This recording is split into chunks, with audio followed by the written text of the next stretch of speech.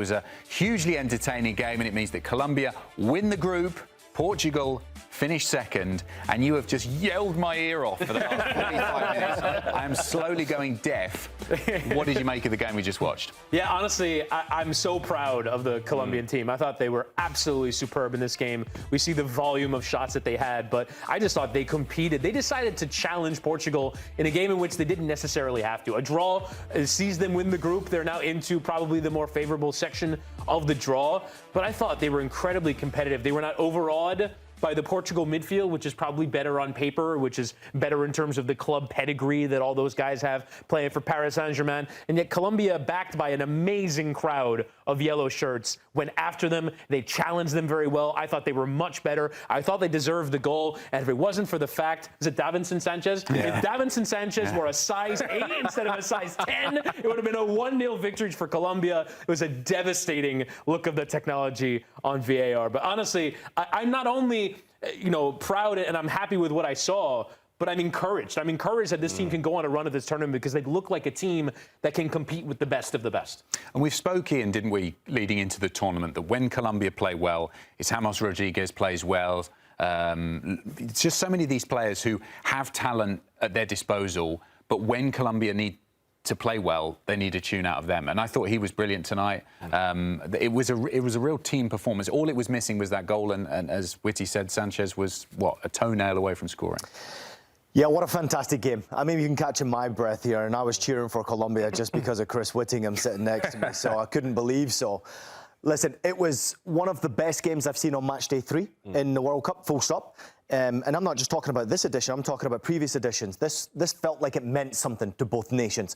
Portugal, real test for them as well, against a nation that really are outnumbering in supporters, but also they were outnumbering, as far as I'm concerned, with passion. Colombia brought a lot of passion, desire, commitment, willingness, push, but they lacked a bit of quality. This was their game to win. They should have won this game. A bit more efficiency in front of goal, a bit more composure in front of goal, maybe a bit more selfishness in front of goal from Colombia, certainly quality, and they would have won this game.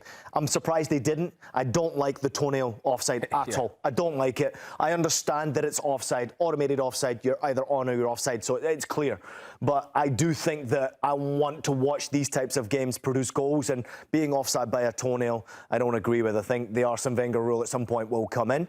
But this was an absolute fabulous spectacle. Colombians should be very proud. Everyone inside that stadium should be incredibly proud. But I will say this, in these games, and you're going to get them in the World Cup, you need a match winner. You need someone to step up. In previous editions, it was James Rodriguez. Good game from him, but where's the finish, right? The finish wasn't necessarily there from James, and it wasn't from their offensive players either. I think that you're quite right. They're real lacking a poacher in the box, a guy who's just going to put the ball in the back of the net, take that opportunity. Luis Suarez has been a bit disappointing. I know he scored a lot of goals for Sporting this season, but he just... And the misplaced passes, I think, to your point, Ian, there was a lot of times where they got the ball into the final third in good positions and the ball was a yard behind the player who was running onto it, or is it just a little bit too fast for them to get there? I thought, Michael, that was something that maybe going into the knockout stage they're going to have to focus on. Just when you get the ball in the final third, take your time, calm down, make the pass. Yeah, but look, before we get too critical on that, I think that's going to come. I think that is definitely the last puzzle piece for Colombia. I'm going to celebrate what we just saw because they proved that they are miles, not inches, miles better than Portugal right now. They're miles better than Portugal going into the knockout round. No. It was 0-0, yes. Not miles better then, is it? No. This wasn't a game. It wasn't a game. It was 0-0. Portugal had chances too. The scoreboard says 0-0, but I'm talking about if you actually watched the game, which we all did, this was a statement, and it could have been a bigger statement is what I'm saying, that Colombia bossed Portugal. It wasn't even close in terms of the things you said about the intensity and passion, but there was just a bite about Colombia that we haven't seen since Copa America back in 2024. And this is why I say that these are the small inches, these are small yards that build confidence. If you ask Woody or any Colombian fan coming to this World Cup, where was the World Cup going to be? How are they going to be?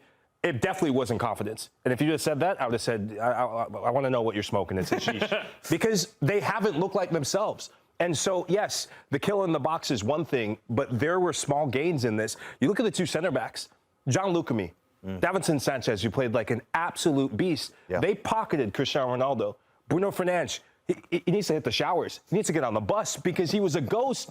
And you're seeing players take leadership roles, take ownership of the team. I mean, Gustavo Puerta, every single game, is a player that's becoming an unsung hero. He's 22 years old, and he's playing like a seasoned veteran. So, yes, I understand the criticism about the long game, but I'm here to celebrate what we just saw. That players are putting standout performances on the biggest stage, but at the end of the day, this is where I agree with you. You do have to get the result and win. The headline was 0-0, but nobody wants their money back. Right? Yeah. Right. Which is one kind of the best shocking. 0-0s we've seen for sure. for a long time. Just in terms of the volume of chances, but also, honestly, the thing that was really shocking for me was the way that Colombia won the battle in midfield. Yeah. I thought going into this tournament that Portugal would lose the battle in midfield to nobody. And Colombia dominated them in the middle of the park, both physically, but also the way that they were able to pick out passes. For as much as their quality was poor in the final third, sometimes we don't talk often enough about how good their quality was in the middle third of the pitch. They opened up over and over again the gap between the center back and the fullback, people making runs beyond the fullback. I thought Nuno Mendes was kind of struggling down that left side a fair bit. A ton of joy for Arias and then Munoz when he came on down that right side. I thought that the way that they picked out passes from deep to open up spaces for others was brilliant. It was just that final ball that was lacking, but they controlled the game through midfield against Vitinha, against João Neves, who came on at halftime, against Bruno Fernandes. These are some of the top players that we see in Europe every single week. They're coming up against players that some of them are in Europe, some of them play in South America, and so people don't see them as often. It doesn't mean that they're not capable, that as a collective, playing well together, of executing on the day and being better than what we all thought coming into the tournament was the best midfield in the world. Ian, given the way that Colombia played, how do you think Portugal are feeling in the aftermath of that game? A, about how they performed, but also looking ahead to the round of 32 and the knockouts. Well, what did we learn more? That Colombia are here to really mean business? Or did we learn more that Portugal might not be the team that we expect them to be in this competition? They didn't lose. Exactly my point. But at the same time, you still have to win these games, right? It's Colombia. You're playing in Miami, where obviously you're outnumbered by supporters, and you feel it. The intensity, the energy, the passion on the field. You feel it. You've got to win these types of games when it comes to knockout stages. This was essentially a knockout stage game. Take a look at the lineup. One change, obviously. Ruben Neves in midfield, non-existent. Yeah. I also think that when João Neves came in, there was a little bit more better link between midfield and offense. I think Rafa Leão came on and offered a bit of pace on the left-hand side and got him behind a couple of times.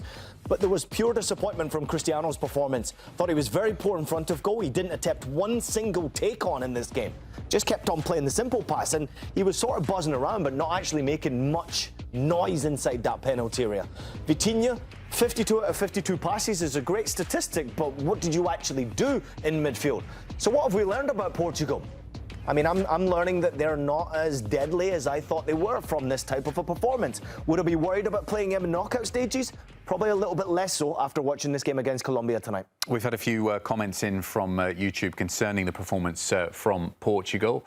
Let's get to them now. Hopefully we can see them on the screen. Cristiano Ronaldo. I'm being told they're coming. I wonder if it's about Cristiano, all of the comments, because of his performance in particular.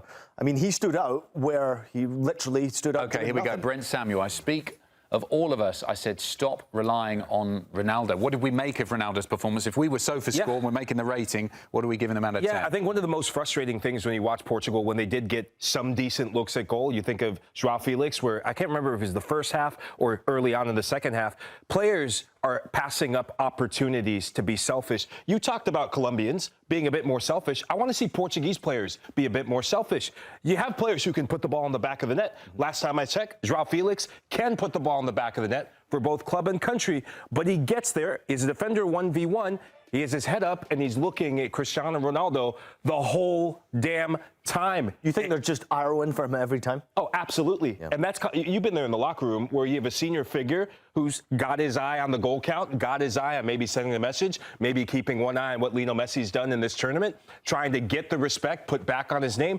Let's not kid ourselves. He is the greatest goal scorer of all time. And at 41 years old, doing what he's doing in a Portugal shirt throughout his career has been sensational. But this is on the rest of his teammates as well to have a bit more pride in the quality of players that they have. You listed them as one of the best midfields, if not the best midfield in the World Cup. On paper, yes. We haven't seen that yet. I agree. Against Uzbekistan, you can say, okay, it's Uzbekistan, you have to still show the quality. But in the two games, DR Congo and Colombia, I'm not seeing the best midfield at this World Cup. I'm wanting a bit more. Witty, a few more of the comments that have come in there. One previous to this one said Portugal going out in the next round. Portugal looked so gassed here when they barely did any running. So bizarre. Tough place to play, though. I mean, and then they would, just to mark your card, they'll face Croatia in Toronto in the round of 32. Can you see them losing that game? Another partisan crowd to deal with. Yeah, I mean, look, Croatia obviously have this ability to survive knockout matches. They're so tournament tested. They know exactly how to play these games. You can see them go into extra time and seeing out the 120 minutes and go into penalties and really making life difficult for Portugal. I think in terms of what you're talking about with the level of conditioning, I actually think Colombia, with their experience of playing home matches in Barranquilla, which is normally incredibly hot, it's humid, it's a difficult place to play. They know how to play games in hotter temperatures. And I think what you saw in moments was stick our foot off the gas and knock the ball around for 60 seconds. Let's have a bit of possession. Let's calm down. Let's play at a slower tempo, because if you dial it up for 90 minutes, you're going to get gassed. It's 100 degrees in terms of heat index. Incredibly humid and hot. The roof over the stadium kind of traps this hot air in, and you're just running basically in water air. Like you're running through water. So it's incredibly difficult. It's hard to do that. When you actually go to the atmosphere and you feel the intensity inside that stadium, I totally agree with you. But they actually add a little bit more to you on the field. You're running through that extra mile and going intense, and you're not even thinking straight because of how passionate the crowd is and how warm it is. You also have this feeling that you've got to keep that up. You don't want to let it slip down in any way. I want to just see a little bit more of what Chris is asking for, that composure in that final third. I think that was probably all that was lacking from this Colombia performance. Just that final third. Everything up to the final third. The way they defended. Okay, Portugal are going to create chances against you. They're a top side. I thought they defended well. Thought they won that midfield battle. They also did well getting into the final third. But I'd be concerned about what they do once they get into the final third as the tournament goes on. We've got to go to break. Why in those conditions is Cristiano Ronaldo playing the full 90 minutes? Why can he not be taken off? Because honestly, from the point of view of a Colombia fan watching that game, I wanted him to stay on the pitch. I wanted him to be there because I felt like come the end of the game, he was not going to add anything. The only thing to fear is Cristiano Ronaldo's reputation. You don't fear the player anymore. You don't. I honestly thought that it was great having him on the pitch from a Colombia fan standpoint. Keep him on for the whole 90 minutes as far as I'm concerned. And I think future opponents will think the same. Yeah,